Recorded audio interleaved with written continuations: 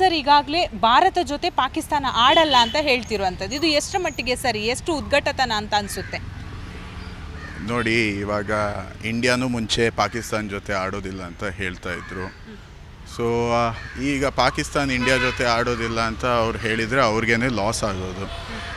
ಹೇಗಿದ್ರು cricket board ಅವ್ರ ಕಡೆಯಿಂದ ಏನು ಡಿಸಿಷನ್ ತೊಗೊತಾರೆ ಅದು ಅವ್ರಿಗೆ ಏನು ಕರೆಕ್ಟ್ ಅಂತ ಅಂದ್ಕೊಂಡಿದ್ದಾರೆ ಅದು ಅವ್ರು ಮಾಡ್ತಾರೆ. ಅದೇ ನಮಗೆ ವಾಕ್ ಓವರ್ ಸಿಗುತ್ತೆ, ವಿ ವಿಲ್ ಮೂವ್ ಆನ್. ಆಡಿದರೆ ಅವರೇ ಸೋಲ್ತಾರೆ, ಆಡಿಲ್ಲ ಅಂದರೂ ನಾವು we will move ahead. So I don't think ಇಂಡಿಯಾಗೆ ಅದರಲ್ಲಿ ಏನು ಪ್ರಾಬ್ಲಮ್ ಆಗುತ್ತೆ ಅಂತ. It is Pakistan's loss. Okay, ಅಲ್ಲ ಸರ್, ಈಗ ಪಾಕಿಸ್ತಾನ ಆಗಿರ್ಬೋದು, ಭಾರತ ಆಗಿರ್ಬೋದು, ಒಂಥರ ಸ್ನೇಹ ಸೌಹಾರ್ದತೆಯಿಂದ ಕ್ರಿಕೆಟನ್ನು ನೋಡುವಾಗ ನಾವು ಅನ್ಕೋತಾ ಇದ್ವಿ. ಸೊ ಎಲ್ಲೋ ಒಂದು ಕಡೆ ಪಾಕಿಸ್ತಾನ ಈ ಥರದ ನಿರ್ಧಾರ ತೆಗೆದುಕೊಳ್ಳೋದ್ರಿಂದ ಮತ್ತೆ ಎಲ್ಲೋ ಒಂದು ಕಡೆ ಗಲಾಟೆಗೆ ಇದೊಂದು ಇದಾಗುತ್ತಾ ಅಂತ ನಿಮ್ಗೆ ಅನಿಸುತ್ತಾ? ಗಲಾಟೆ ಏನೂ ಆಗೋದಿಲ್ಲ, ಯಾಕೆಂದರೆ ಇಂಡಿಯಾನೂ ಪಾಕಿಸ್ತಾನ್ಗೆ ಪ್ರೀವಿಯಸ್ ಟೈಮ್ ಹೋಗೋದಿಲ್ಲ ಅಂತ ಹೇಳಿದರು. ಸೊ ಅವರು ಆಬ್ವಿಯಸ್ಲಿ ಯೋಚನೆ ಮಾಡ್ದೇ ಈ ಥರ ಡಿಸಿಷನ್ಸ್ ತೊಗೊತಾರೆ. ಇಂಡಿಯಾ ಸೆನ್ಸಿಬಲ್ ಆಗಿದೆ, ಇಂಡಿಯನ್ ಬೋರ್ಡ್ಗೆ ಗೊತ್ತು ಏನು ಮಾಡಬೇಕು ಅಂತ.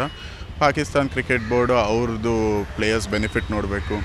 They have to think of their ಏನು ಪಾಸಿಟಿವ್ ಸಿಗುತ್ತೆ ಅಂತ. ಆದರೆ ಅವರು ಆ ಥರ ಯೋಚನೆ ಮಾಡ್ತಾ ಇಲ್ಲ. ಸೊ ಐ ಥಿಂಕ್ ಇಂಡಿಯಾಗೆ there is absolutely no loss. India Pakistan ಮ್ಯಾಚಲ್ಲಿ ಸ್ವಲ್ಪ ಬ್ರಾಡ್ಕಾಸ್ಟರ್ ರೆವೆನ್ಯೂ ಕಮ್ಮಿ ಆಗ್ಬೋದು ಅಷ್ಟೇ. ಅದು ಬಿಟ್ಟರೆ ಐ ಥಿಂಕ್ ಇಂಡಿಯಾದಲ್ಲಿ ನಮಗೆ ಪಾಕಿಸ್ತಾನ ಆಡಲೇಬೇಕು ಅಂತೇನಿಲ್ಲ. ನಾವು we are a good enough team, so we should do well. Cricket ಪ್ರೇಮಿಗರ ಅಂತ ಹೇಳಿದರೆ ಪಾಕಿಸ್ತಾನ ಆಗಿರ್ಬೋದು, ಇಂಡಿಯಾ ಮ್ಯಾಚನ್ನು ಕೂಡ ನೋಡಿರ್ತೀರ. ನಿಮಗೆ ಪಾಕಿಸ್ತಾನದಲ್ಲಿ ಇವರು ಕೂಡ ಒಳ್ಳೆ ಆಟಗಾರರಂತ ಯಾರನ್ನ ಅನಿಸಿತ್ತು? ಅವ್ರದ್ದು ಒಳ್ಳೆ ಪ್ಲೇಯರ್ಸ್ ಇದ್ದಾರೆ, ಬಾಬರ್ ಆಜಮ್ ಇದ್ದಾರೆ, ಸಲ್ಮಾನ್ ಆಗಾ ಇದ್ದಾರೆ. ಆದರೆ T20ಯಲ್ಲಿ ಕರೆಂಟ್ಲಿ ಅವರು ಆಡ್ತಾ ಇರೋ ರೀತಿ ನೋಡಿದರೆ ಐ ಡೋಂಟ್ ಥಿಂಕ್ ಅವರು ಸೆಮಿಫೈನಲ್ಸ್ಗೂ ಬರುವ ಸಾಧ್ಯತೆ ಇದೆ ಅಂತ.